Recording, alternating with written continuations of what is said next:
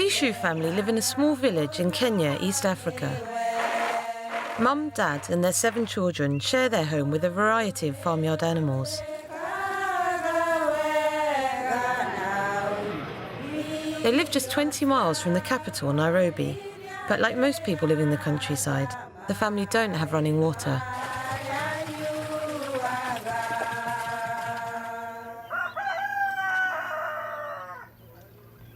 Their day begins at sunrise and getting the younger children ready for school.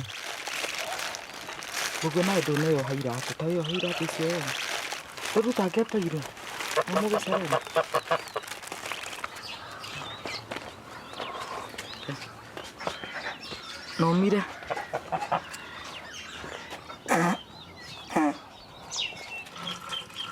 Each child has to carry their own water to school for washing and drinking.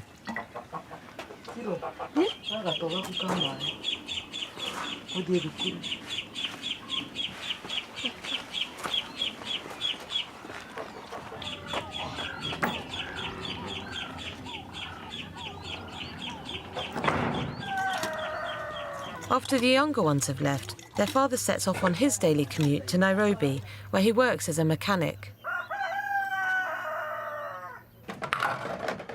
Margaret and Ruth are the oldest girls, and they stay at home to help their mother. Most days, I'm busy doing stuff around the house. I have to get the water, wash clothes, wash dishes, do the cooking. Most jobs around the house need water, but there aren't any taps in the Dishu house. We get our water from the local river. We have to go down there 3 times a day, and we carry a 20-litre container each. We use water for pretty much everything: drinking, washing ourselves, washing clothes and dishes, feeding the animals, watering the plants.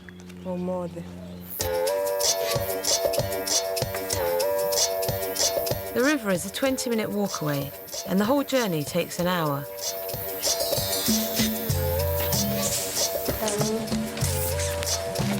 Today, Margaret and Ruth are getting help from their cousin, but usually fetching water is a work of women and girls. It's our culture for women and girls to get the water. Boys do it when they're young, but once they're teenagers, they won't go to the river anymore because they think it's women's work.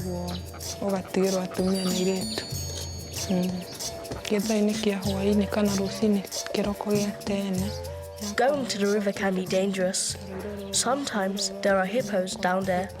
If you see a hippo when you get to the river, you have to forget the water and run for your life. Ruth is used to the risks involved in getting water.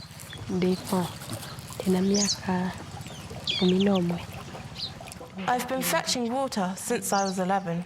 At the beginning, it was difficult. I used to get pains in my legs, but now I'm used to it. It's just a part of life.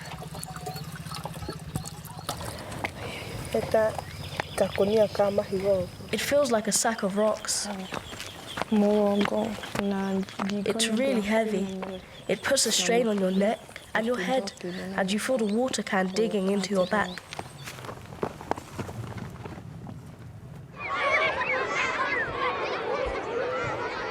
While Margaret and Ruth bring back the first water of the day, their younger brother and sisters arrive at school in time for morning assembly.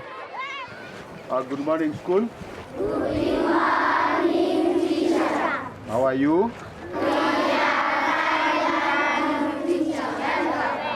Thank you. Winner, winner, winner, winner.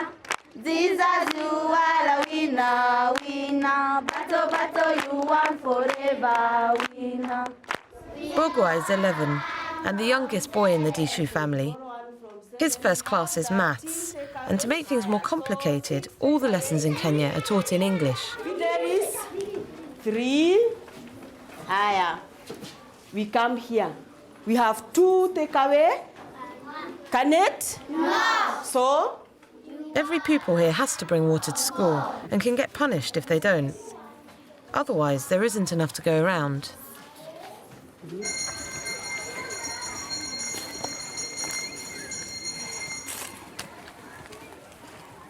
This is one of the school's water tanks. In the rainy season, water comes off the roof, through the pipe and into the tank, and then we drink it. We have looked at present simple tense.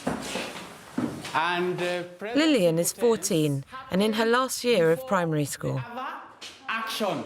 What action happened before the other? Action. Which action? Primary school here is free, but if she wants to go to secondary school, the family will have to pay.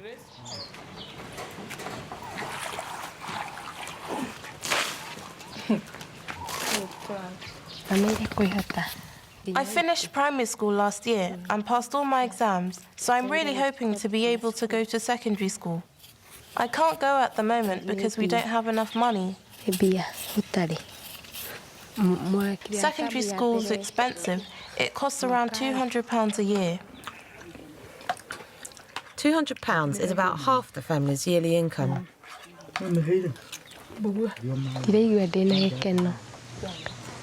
No. I'm not happy about not being able to go to school, but if things get better financially, I can go then and I'll be really happy.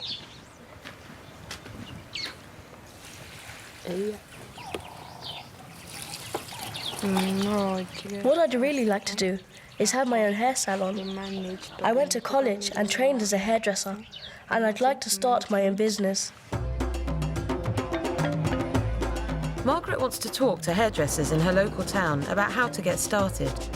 If she's to set up her own hair salon, a good water supply will be crucial. Starting a business is very hard. It costs money, and I don't have very much. So what I did was buy stock bit by bit, and then eventually I got premises. But this town has a big water problem. There's a public tap in the town where we can get water, but most of the time it's dry. So we have to buy water from the men who go around selling it in the streets.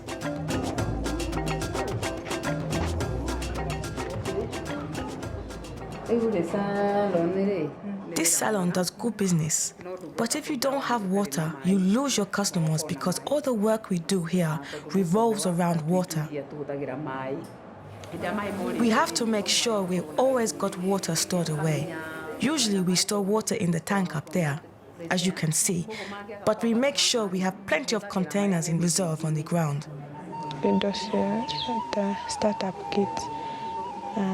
To start my own salon, I need money to pay for water and to buy hair products, chemicals, towels, and to rent premises.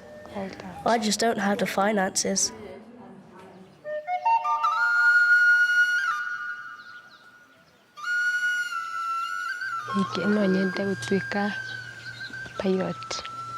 I'd like to be a pilot, but to do that, I need to get a good education. I think flying a plane would be great. I know it's not easy. The training is expensive, but if I could fly, I'd be so happy. I've never been in a plane, but I see them passing overhead. I imagine myself up in the sky and everything on the ground would look so tiny because I'd be so high up.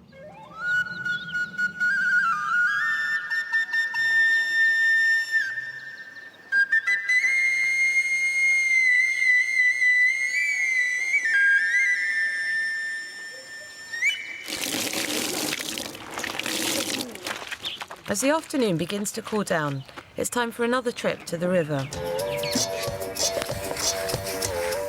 In the UK, the average person uses 155 litres of water each day. If the Dishu family used this much, Margaret and Ruth would have to go to the river 35 times a day. Other parts of Kenya can be affected by drought, but here the river never runs dry. The main problem the family face is that the water isn't clean. Ya gutwara mai irrigation scheme iria ci hakuhi ta mugunda wa mahua pineapple. This is an irrigation pipe taking water from the river to nearby farms growing coffee, flowers and cash crops. All these crops and pineapples are grown for export. They're sold to the UK and Europe. So the water that goes down to the farms gets polluted with chemicals from fertilizers and then gets washed back into the river. Margaret's family live next to one of the biggest pineapple plantations in the world. Farms like these are boosting Kenya's economy, but don't always benefit local people. And pollution doesn't only come from farms. There's also sewage.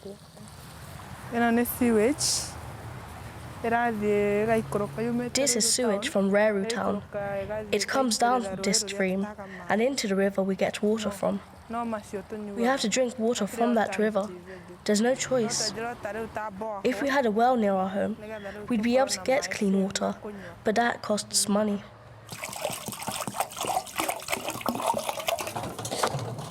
In 2005, I got typhoid from drinking dirty water.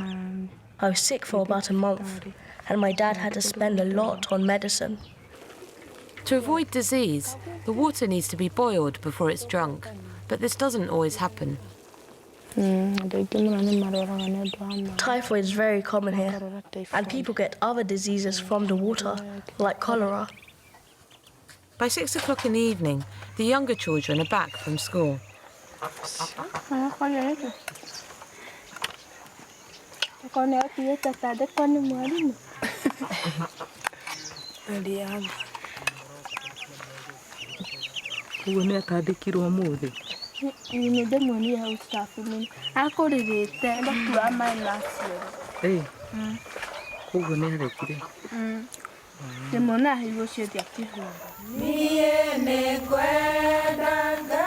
Before it gets dark, there's a final journey to the river, and this time it's the turn of the youngest children.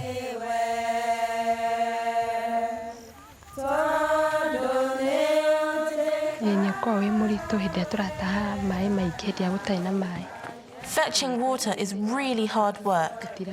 If we had water at home, we'd have much more time and be able to do other things.